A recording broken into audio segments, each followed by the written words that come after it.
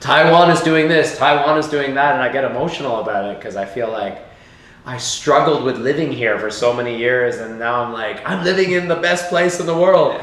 You know, won the lottery. I literally won the lottery. Hello everyone, my name is Amade, and today I have a special guest, Cole, and we're gonna talk about living in Taiwan. He's been here first time in 1999. Well, kind of, I was living back and forth for a while, but I've been here now since 2014. How did you come to Taiwan? I grew up in Toronto, Canada. In a cold Canada. In a very cold city. Yeah, I guess around 1999, I was living with my grandmother at the time, and she passed away. Alright. And I was very close with her, and it was a sad time. My girlfriend had broken up with me, so you can imagine I was a heartbroken, grieving, sad teenage boy. In a dark place. I was in a dark place.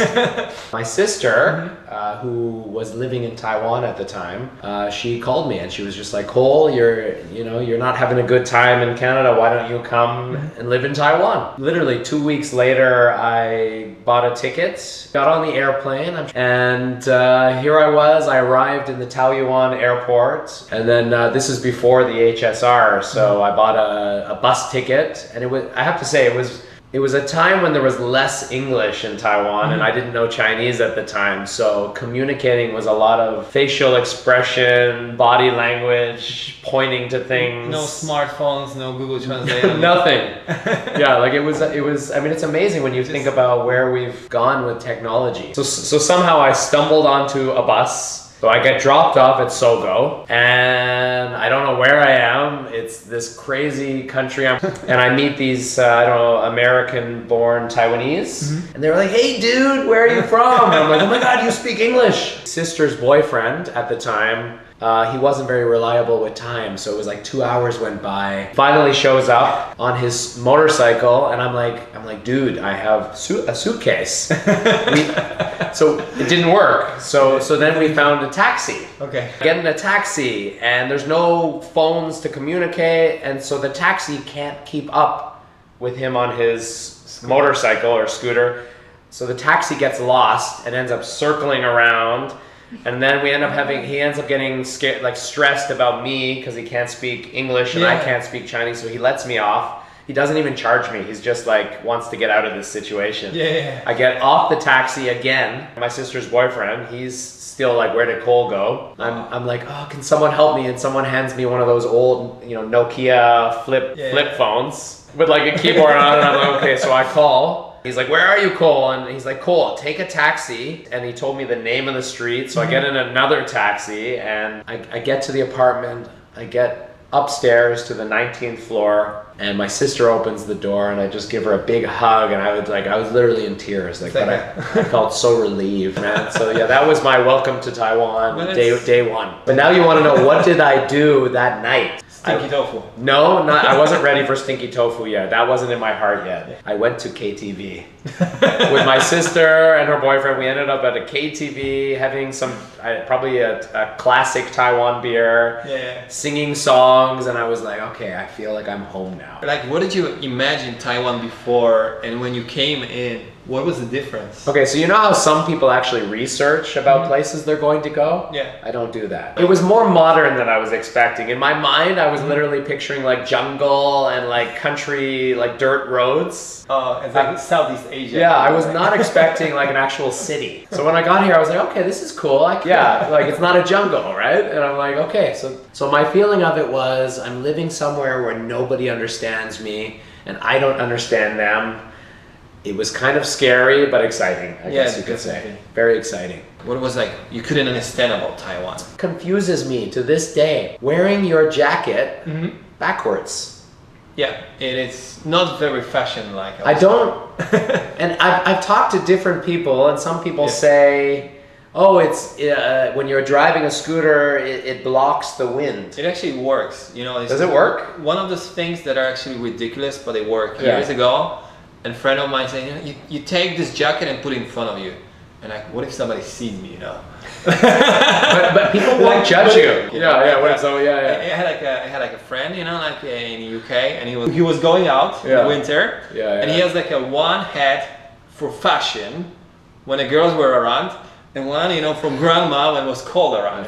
I feel like I let my style go. I wasn't living in Taipei, where they're more fashionable, I think, in Taipei. Yeah. I was in Taichung, which was still not as developed as it is today. The fashion works until it's 35 degrees in the summer, Right. So the backwards jacket, it still confuses me because I feel like it works.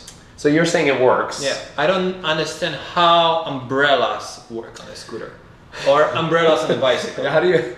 I don't understand how this one works. I mean, the whole idea of design, why some things work the way they work. Oh, you actually break it apart and really think about it. I really want to know why is it this way. There's so many interesting things around the world like this. And in Taiwan, like people just, they get something. Yeah. And they say, it should have this. Like, now scooters have little umbrellas for the phones.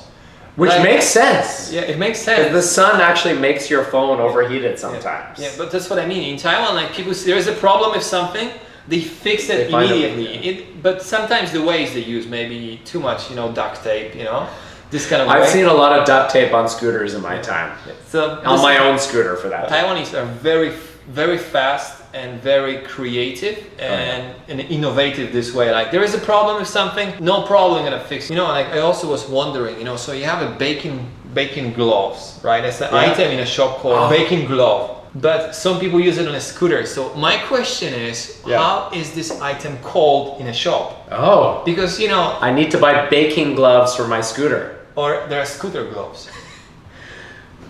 That's like... Leave a comment below. How do you say this? It's like in English or Chinese, for that matter. How do you say that? Scooter gloves or baking gloves used on a scooter. Interesting. You get out from the scooter, you still wear a helmet. I know, I am lazy sometimes. I leave my helmet on. And my wife was like, no, baby, you got to take your helmet off. They're going to think you want to rob the place if you're wearing a helmet. Like it's not polite to walk in. But I haven't done a lot of traveling in Asia. I've been told there are other countries like Vietnam or India or Thailand where the scooters it's more crazy in those countries for the amount of scooters. I went to a few countries in Southeast Asia, and in China they don't have concept of lanes really. So like they really... Car, truck, scooter. Yeah, maybe you have 5 lanes, but you have 6 vehicles somewhere between, or sometimes 7 if there are smaller vehicles. In Vietnam it's even more. It's like more like, they say like follow your heart. Yeah. It's not like follow traffic regulations. At the beginning when I arrived here, the traffic seemed quite like chaos.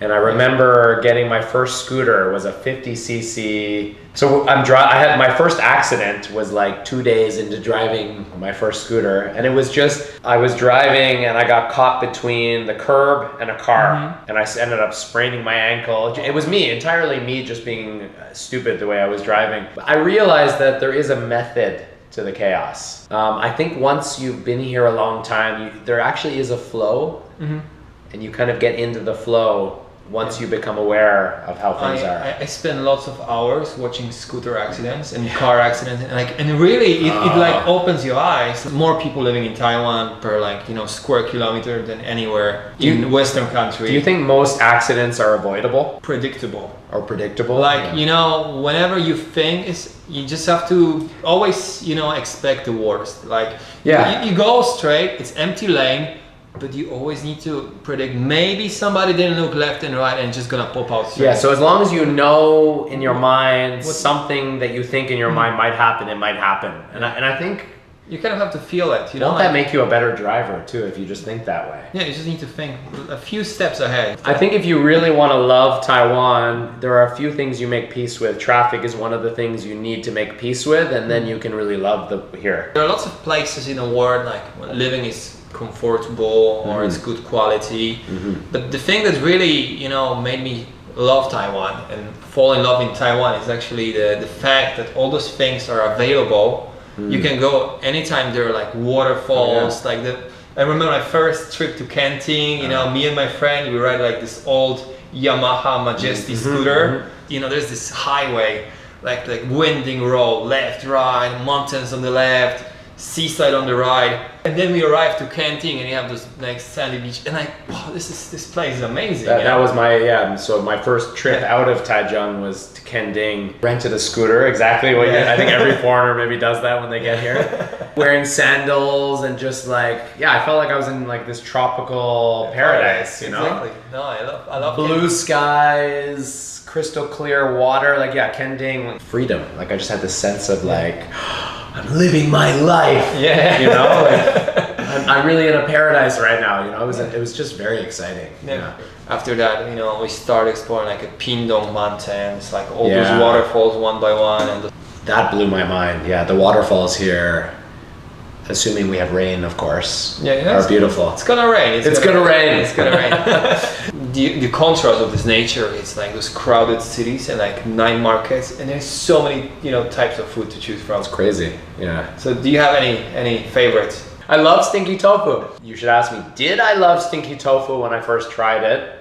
So was it a challenge? It was the most disgusting thing I'd ever tried the first time. So you took so how did you change your mind? I tried it, and it was like garbage. I mean, I don't know. Like, I know it sounds terrible. Like, how do I describe stinky tofu? The smell, the taste.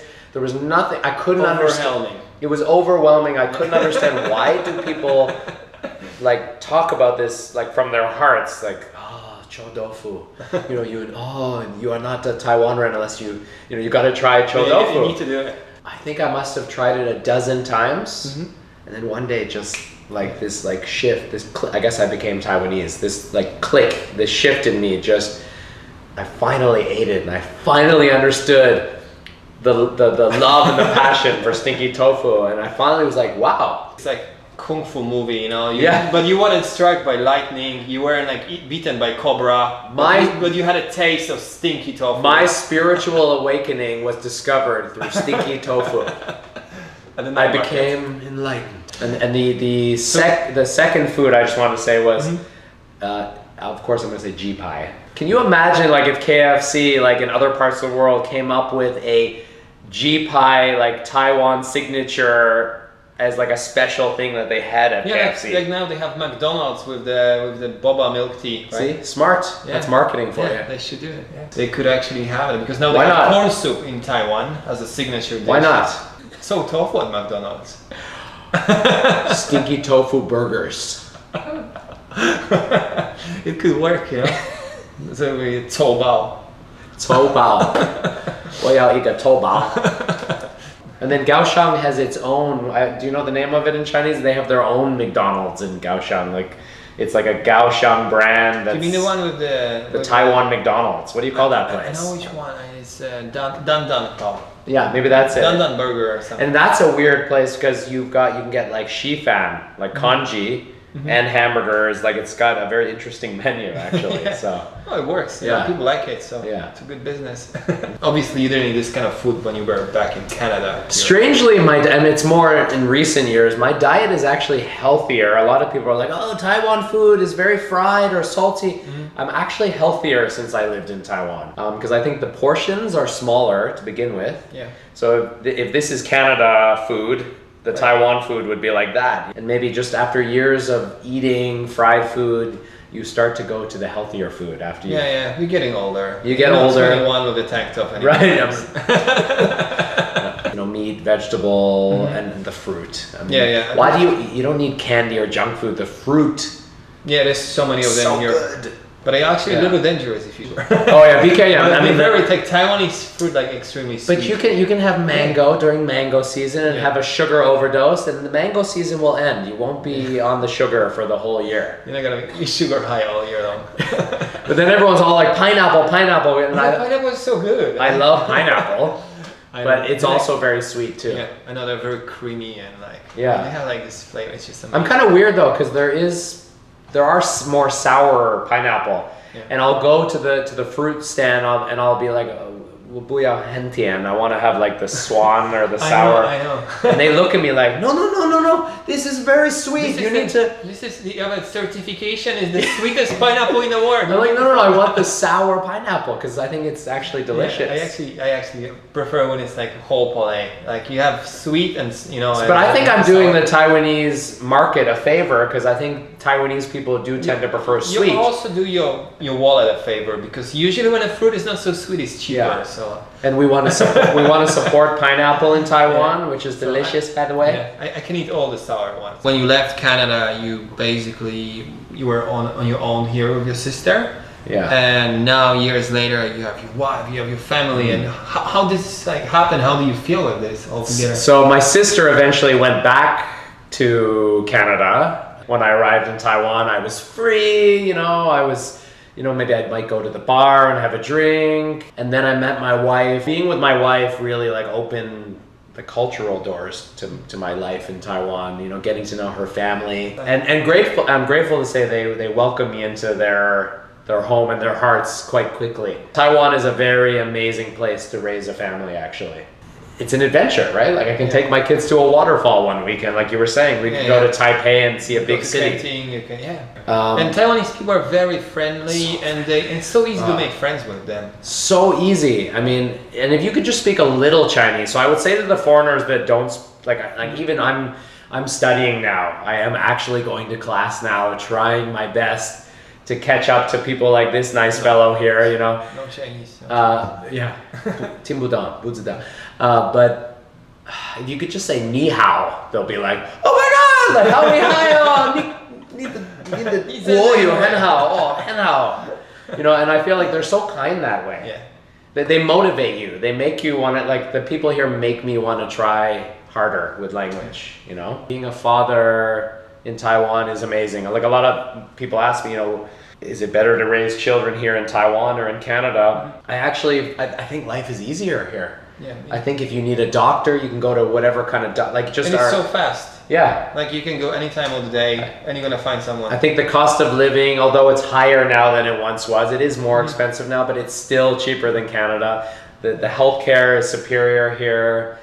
And convenience. Everything, yeah. People here are taken care of. They have our best interests, I believe. The government is helping its people, is what I want to say. They listen to professionals and they do what professionals tell them to do. It's not like in European countries or like Western countries, they go kind of make it political about COVID. But this doesn't help people, Like, no, I think we're being smart. In other countries, like I don't know, they maybe mark, we did so much, but still the situation sucks, Well, I think Taiwan, and not to get too political, but Taiwan was left on their own when this happened. We weren't getting a lot of support, for whatever reasons. I don't need to get into that. But that made us stronger, though. Is the thing that made us realize. We got to just take care of ourselves. But then we became an example to the rest of the world, and I'm so happy that the word Taiwan, you hear it in the news now around the world. Like you hear Taiwan is doing this, Taiwan is doing that, and I get emotional about it because I feel like I struggled with living here for so many years, and now I'm living in the best place in the world. You won the lottery. I literally won the lottery, and I had this complete shift from going from kind of this confused, do I want to live in Taiwan, do I want to live in Canada, feeling to no, I want to live here. I'm in my home now. So thank you very much for the interview, and everybody make sure follow his adventures on his YouTube channel. Cole Fogel, a healthy balance, trying to live a healthy balance, I should say. Yeah, and see you next time. Okay, subscribe to my channel and goodbye.